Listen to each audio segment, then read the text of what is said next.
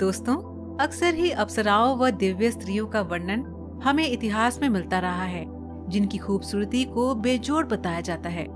आज हम आपको हमारे प्राचीन इतिहास को खंगाल कर जो जानकारी लाए हैं, उसमें हम जानेंगे कि कौन थी 10 सबसे अनुपम सुंदर स्त्रियां हमारे धर्म ग्रंथों के अनुसार।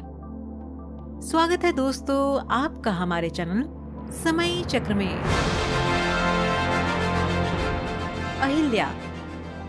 अहिल्या ब्रह्मा जी की पुत्री थी। इनको वरदान प्राप्त था कि ये सदैव 16 साल की बनी रहेंगी।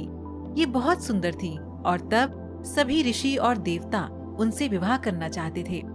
देवराज इंद्र भी इनको प्राप्त करना चाहते थे। जब अहिल्या का विवाह गौतम ऋषि के साथ हो गया था, तब भी इंद्र पीछे नहीं हटे और एक दिन गौतम ऋषि का रूप बनाकर उन्होंने ऋषि पत्नी का सतीत्व नष्ट कर दिया। तब ऋषि गौतम ने देवराज इंद्र और अपनी पत्नी को श्राप दे दिया और वे पाषाण बन गई। जब भगवान विष्णु श्री राम रूप में वहां पधारे, तब जाकर अहिल्या का उद्धार हुआ। दमयंती। राजकुमारी दमयंती अत्यंत सुंदर थी। उनकी सुंदरता का प्रमाण इसी बात से मिल जाता है कि वरुण जैसे देवता भी उसके स्वयंवर में भाग लेने आए थे।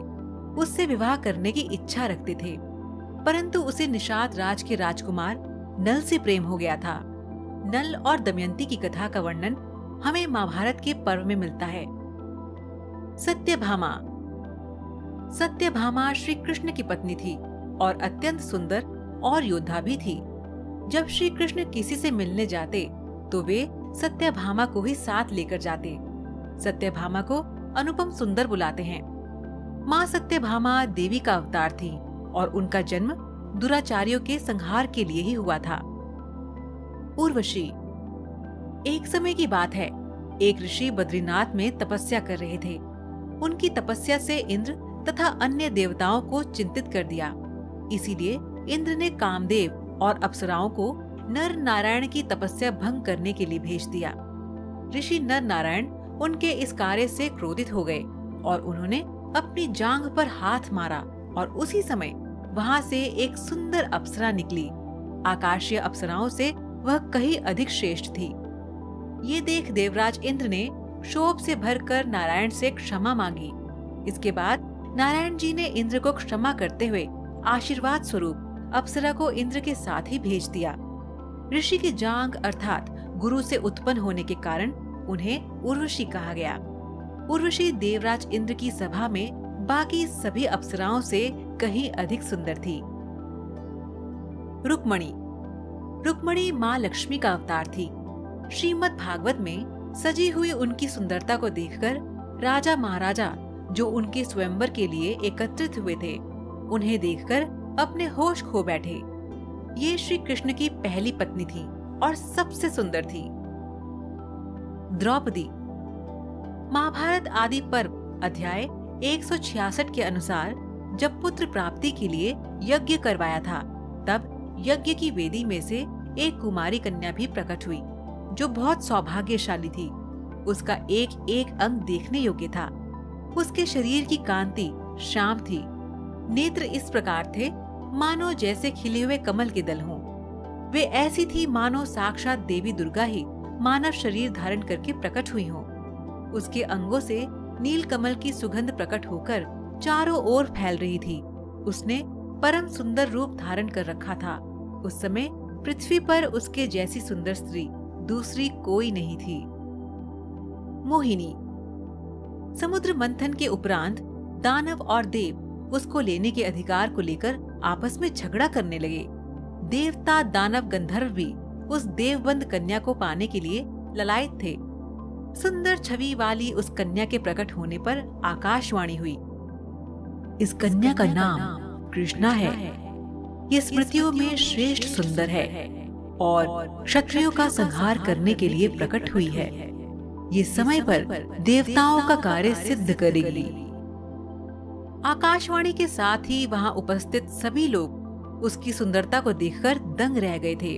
उस समय दानवों ने पात्र छीन लिया था, जिसमें अति उत्तम अमृत भरा हुआ था।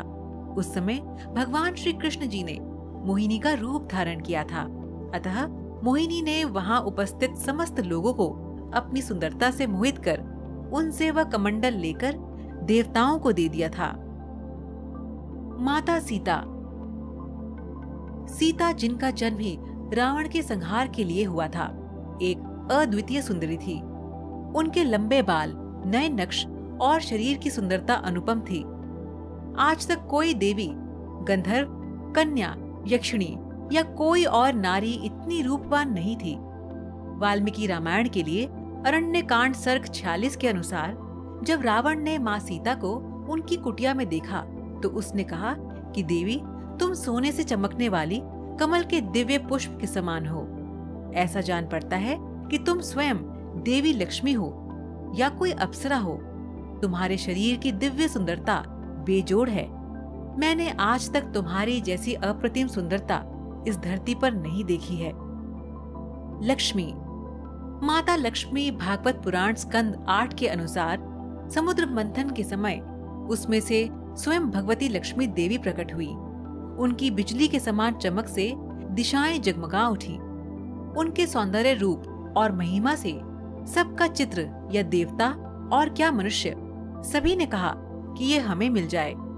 सब अपने हाथों उनके बैठने के लिए आसन ले आए थे, परंतु वहां सोच विचार कर अंत में श्री लक्ष्मी जी ने अपने भगवान श्री विष्णु जी का ही वर्णन किया और भगवान श्री हरि विष्णु जी ने माँ लक्ष्मी जी को अपने वक्ष स्थल पर सर्वदा निवास करने का स्थान दिया। माता पार्वती। माँ दुर्गा, माँ त्रिपुर सुंदरी, देवी पार्वती सुंदरता की प्रतिमूर्ति है, आदि शक्ति है। वहीं त्रिपुर सुंदरी हैं, तीनों लोकों में सबसे सुंदर हैं। महादेव, जिन्होंने स्वयं को समस्त सांसारिक सुखों से दूर रखा है, जब माता को देखते हैं तो मंत्र मुग्ध हो जाते हैं। ऐसी है देवी पार्वती की आभा।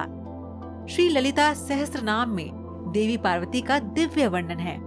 इनकी अदाएं भी हैं, जिनको हमारे इतिहास में बहुत ही सुंदर माना गया है। मेनका। मेनका वो अप्सरा थी जिसने विश्वामित्र की कई हजारों वर्ष की तपस्या को भंग किया था। वह सौंदर्य से पूर्ण थी और उसे पाने के लिए सब आपस में लड़ पड़े। वह सुंदर तो थी ही और साथ ही साथ उसमें सौंदर्य, प्रतिभा और गौरव भी था। इन सब के अतिरिक्त कामदेव की पत्नी रति, सरस्वती, रावण की पत्नी मंदोदरी, देवराज इंद्र की पत्नी सुभद्रा तथा पुराणों में राधा जी की सुंदरता का उल्लेख मिलता है। तो दर्शकों, ये थी 10 सबसे सुंदर स्त्रियां। आज का सवाल आपके लिए ये है कि क्या आप बता सकते हैं कि माता पार्वती को और किन नामों से जाना जाता है? आप इसका जवाब हमें नीचे कमेंट बॉक्स में दीजिए। हमें आपके जवाब का इंतजार रहेगा।